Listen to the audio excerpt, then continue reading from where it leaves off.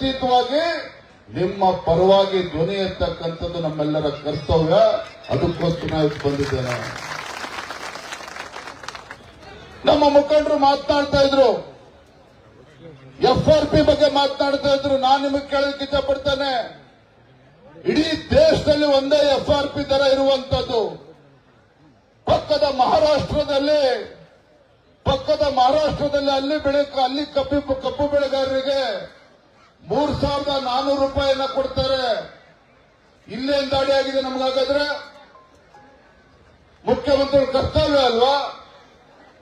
ಇವತ್ತು ಕಬ್ಬಿನ ಸೀಸನ್ ಕಾರ್ಖಾನೆ ಪ್ರಾರಂಭ ಆಗುವ ಮುಂಚಿತವಾಗಿ ಯಾವುದೇ ಒಂದು ರಾಜ್ಯ ಸರ್ಕಾರ, ರೈತರ ಪರವಾಗಿರ್ತಕ್ಕಂಥ ರಾಜ್ಯ ಸರ್ಕಾರ ಕಾಳಜಿ ಇದ್ದಿದ್ದೇ ಆಗಿದ್ರೆ ಸೀಸನ್ ಪ್ರಾರಂಭ ಆಗುವ ಮುಂಚಿತವಾಗಿ ರೈತ ಮುಖಂಡರನ್ನ, ಕಾರ್ಖಾನೆ ಮಾಲೀಕರನ್ನ ಕೂರಿಸಿ ದರ ನಿಗದಿ ಮಾಡುವಂತ ಕೆಲಸ ಆಗಬೇಕಾಗಿತ್ತು. ಹಿಂದೆ ಯಡಿಯೂರಪ್ಪ ಅವರು ಮುಖ್ಯಮಂತ್ರಿಗಳಿದ್ದಾಗ ಅದೇ ಕೆಲಸವನ್ನ ಮಾಡಿದ್ರು ಇಲ್ಲ? ಇದೇ ಸೀಸನ್ ಶುರುವಾಗುವ ಮುಂಚಿತವಾಗಿ ಕಾರ್ಖಾನೆ ಮಾಲೀಕರನ್ನ, ರೈತರನ್ನ ಕೂರಿಸಿ ದರವನ್ನ ನಿಗದಿ ಮಾಡುವಂತ ಕೆಲಸ ಮಾಡಿದ್ರು. ಹಾಗಾಗಿ ನಾನಿವತ್ತು ಆಗ್ರಹ ಮಾಡ್ತಾ ಇದ್ದೇನೆ, ಗುರ್ಲಾಪುರ ಕ್ರಾಸ್ನಲ್ಲಿ ಪ್ರಾರಂಭ ಆಗಿರ್ತಕ್ಕಂಥ ಈ ರೈತ ಪರ ಹೋರಾಟ ಒಂದು ಚಳುವಳಿ, ಕಬ್ಬು ಬೆಳೆಗಾರರ ಹೋರಾಟ ಇಲ್ಲಿಗೆ ಸೀಮಿತ ಆಗಿಲ್ಲ. ನೀವು ಮಾಡಿದಂತ ಹೋರಾಟದ ಪರಿಣಾಮವಾಗಿ ಬೈಲೊಂಗಲದಲ್ಲಿ ರೈತರು ಕಬ್ಬು ಬೆಳೆಗಾರರು ಬೀದಿಗಿಡಿದು ಹೋರಾಟ ಮಾಡ್ತಾ ಇದ್ದಾರೆ. ಗೋಕಾಕ್ನಲ್ಲಿ ಹೋರಾಟವನ್ನು ಪ್ರಾರಂಭ ಮಾಡಿದ್ದಾರೆ. ಹುಕ್ಕೇರಿ ರಾಯಬಾಗದಲ್ಲೂ ಕೂಡ ಹೋರಾಟವನ್ನು ಪ್ರಾರಂಭ ಮಾಡಿದ್ದಾರೆ. ಮುಧೋಳದಲ್ಲೂ ಕೂಡ ಹೋರಾಟ ಪ್ರಾರಂಭ ಆಗಿದೆ. ನನಗೆ ಗೊತ್ತಿದೆ, ಇಲ್ಲಿ ದೊಡ್ಡ ಸಂಖ್ಯೆಯಲ್ಲಿ ಕುಡ್ಚಿಯಿಂದ, ಹಾರುಗೆರೆಯಿಂದ, ಮುಗಳಕೋಡಿಂದ ದೊಡ್ಡ ಸಂಖ್ಯೆಯಲ್ಲಿ ರೈತರು ತಾವೆಲ್ಲರೂ ಕೂಡ ಬಂದಿದ್ದೀರಿ.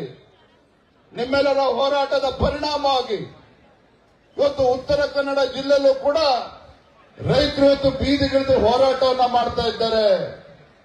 ನಾನು ಇವತ್ತು ಈ ವೇದಿಕೆ ಮೂಲಕ ರಾಜ್ಯ ಸರ್ಕಾರಕ್ಕೆ, ರಾಜ್ಯದ ಮುಖ್ಯಮಂತ್ರಿಗಳಿಗೆ ನಾನು ಇವತ್ತು ಎಚ್ಚರಿಕೆಯನ್ನು ಕೊಡೋದಕ್ಕೆ ಇಚ್ಛಪಡ್ತೇನೆ.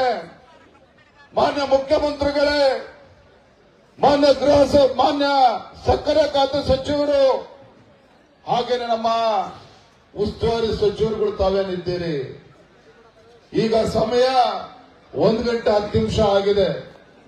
ನಮ್ಮ ಪೂಜಾರಿ ಅವರು ಮಾತನಾಡ್ತಾ ಹೇಳಿದ್ರು, ರಾಜ್ಯದ ಅಧ್ಯಕ್ಷರು 3-4 ತಾಸು ಇಲ್ಲಿ ಇರಬೇಕು, ಇಲ್ಲಿದ್ದು ರೈತರ ಹೋರಾಟಕ್ಕೆ ಬೆಂಬಲವನ್ನು ಕೊಡಬೇಕು, ಪರಿಹಾರವನ್ನು ಕೂಡ ಕೊಡಬೇಕು ಅನ್ನೋ ಮಾತನ್ನು ಹೇಳಿದ್ದಾರೆ.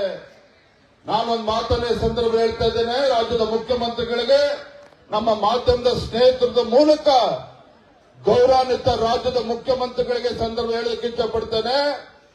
ಕಬ್ಬು ಬೆಳೆಗಾರರ ಹೋರಾಟವನ್ನ ಬಹಳ ಗಮನ ಇಟ್ಟು ತಾವು ಗಮನಿಸಬೇಕಾಗಿದೆ.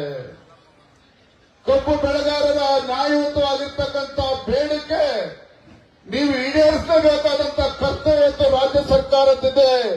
ತಾವು ಮುಂದಾಳತ್ವವನ್ನು ವಹಿಸಿ ಇವತ್ತು ಇವತ್ತು ಸೌಕರ್ಯಗಳೇನಿದ್ದಾರೆ ಅವನ್ನೆಲ್ಲ ಕೂರಿಸಿ ರೈತರಿಗೆ ಸರಿಯಾದ ರೀತಿ ಕಬ್ಬು ಬೆಳೆಗಾರರ ಬೇಡಿಕೆ ಸರಿಯಾದ ರೀತಿ ಉತ್ತರವನ್ನು ಕಂಡುಕೊಳ್ತಕ್ಕಂಥ ಕೆಲಸವನ್ನು ಮಾಡಿ ನಾನು ಆಗ್ರಹ ಮಾಡ್ತಾ ಇದ್ದೇನೆ. ಮಾನ್ಯ ಮುಖ್ಯಮಂತ್ರಿಗಳೇ, ಈಗ ಸಮಯ 1 ಗಂಟೆ 10 ನಿಮಿಷ ಆಗಿದೆ. ಸಮಯ 1 ಗಂಟೆ 10 ನಿಮಿಷ ಆಗಿದೆ. ಸಂಜೆ 5 ಗಂಟೆ ಒಳಗಾಗಿ ಅಧಿಕಾರಿಗಳು ಬರ್ತಾರೋ, ಉಸ್ತುವಾರಿ ಸಚಿವರು ಬರ್ತಾರೋ, ಸಕ್ಕರೆ ಸಚಿವರು ಬರ್ತಾರೋ ಅಥವಾ ಮುಖ್ಯಮಂತ್ರಿಗಳ ಎಲ್ಲಿ ಬರ್ತಾರೋ ನನಗೆ ಗೊತ್ತಿಲ್ಲ. ಕಬ್ಬು ಬೆಳೆಗಾರರ ನ್ಯಾಯಸಮ್ಮತ ಬೇಡಿಕೆಯನ್ನ ಈಡೇರಿಸುವವರೆಗೂ ಸಹ ನಾವಿಲ್ಲಿ ಎದ್ದೇಳೋದಿಲ್ಲ. ಅಷ್ಟೇ ಅಲ್ಲ, ನಾಳೆ ದಿನ ನಮ್ಮ ಮುಖಂಡರು ಮಾತನಾಡ್ತಿದ್ರು, ಅಣ್ಣ ನಾಳೆ ನೀವು ಹುಡ್ತಪ್ಪ ಇದೆ, ಬೆಂಗಳೂರಿಗೆ ಹೋಗಿ ಬಹಳ ಜನ ಬರ್ತಾರೆ ಅಂತೇಳಿ. ರೈತರು ಬೀದಿಗಿಳಿದು ಹೋರಾಟ ಮಾಡ್ತಾ ಇರುವಾಗ, ಕಬ್ಬು ಬೆಳೆಗಾರರು ಬೀದಿಗಿಳಿದು ಹೋರಾಟ ಮಾಡುವಾಗ ನಿಮ್ಮ ವಿಜಯೇಂದ್ರ ಬೆಂಗಳೂರಲ್ಲಿ ಕುತ್ಕೊಂಡು ಹುಟ್ಟುಹಬ್ಬ ಆಚರಣೆ ಮಾಡುವಂತ ಪ್ರಶ್ನೆ ಇಲ್ಲ. ನಾನು ಕೂಡ ಇಲ್ಲೇ ಇರ್ತೇನೆ. ನಾಳೆನೂ ಕೂಡ ನಮ್ಮ ಕಬ್ಬು ಬೆಳೆಗಾರರ ಹೋರಾಟಗಾರರು ತಾವೇನಿದ್ದೀರಿ, ನಾಳೆನೂ ಕೂಡ ಇಲ್ಲಿದ್ದು ನಮ್ಮ ರೈತರ ಸಮಸ್ಯೆಗೆ ಪರಿಹಾರ ಸಿಗಬೇಕು. ಆ ನಿಟ್ಟಿನಲ್ಲಿ ನಾಳೆನೂ ಕೂಡ ನಿಮ್ ಜೊತೆ ಇರ್ತೇನೆ. ನೀವು ಯಾವುದಕ್ಕೂ ಕೂಡ ಒಂದ್ ಮಾತನ್ನು ಹೇಳ್ತೇನೆ ಮತ್ತೊಮ್ಮೆ, ನಾನು ಮತ್ತೆ ಹೇಳ್ತೇನೆ, ನಾನು ಯಡಿಯೂರಪ್ಪನವ್ರ ಮಗ ಆಗಿ ಬಂದಿದ್ದೇನೆ. ಇಲ್ಲೇನೋ ನಿಮ್ ಚಪ್ಪಾಳೆ ಗಿಟ್ಟಿಸ್ಕೊಂಡು ಶಬಾಷ್ಗಿರಿ ತೆಗೆದುಕೊಂಡು ಹೋಗಕ್ ನಾನು ಬಂದಿಲ್ಲ. ಇವತ್ತು ಯಡಿಯೂರಪ್ಪ ಗುಡುಗಿದರೆ ವಿಧಾನಸೌಧ ನಡುಗುವುದು ಅಂತ ಹೇಳ್ತಾ ಇದ್ರು. ಯಡಿಯೂರಪ್ಪ ಗುಡುಗಿದರೆ ವಿಧಾನಸೌಧ ನಡುಗುವುದು ಅಂತ ಹೇಳ್ತಾ ಇದ್ರು.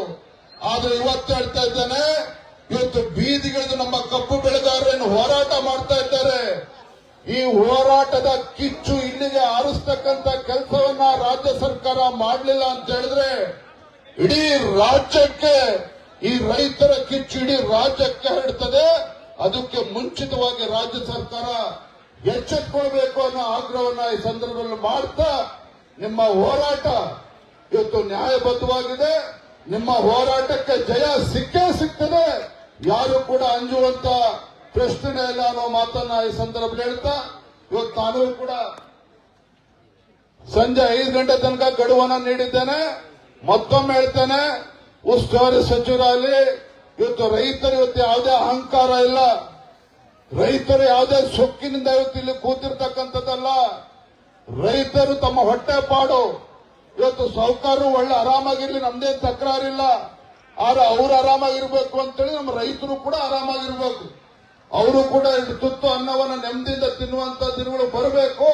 ಹಾಗಾಗಿ ಮತ್ತೊಮ್ಮೆ ಹೇಳ್ತೇನೆ, ಸಂಜೆ 5 ಗಂಟೆ ಒಳಗಾಗಿ ಸರ್ಕಾರ ಯಾವ್ದಾದ್ರು ಒಂದು ತೀರ್ಮಾನಕ್ಕೆ ಬರಬೇಕಾಗ್ತದೆ. ಇಲ್ಲ ನಾನು ನಾಳೆನೂ ಕೂಡ ನಿಮ್ ಜೊತೆ ಹೋರಾಟದಲ್ಲಿ ಇರ್ತೇನೆ ಅನ್ನೋ ಮಾತನ್ನ ಸಂದರ್ಭ ಹೇಳ್ತಾ, ತಮ್ಮ ಹೋರಾಟಕ್ಕೆ ಜಯವಾಗಲಿ ಅಂತ ಹೇಳಿ ನಾನು ಮಾತನ್ನು ಮುಗಿಸ್ತಾ ಇದ್ದೇನೆ.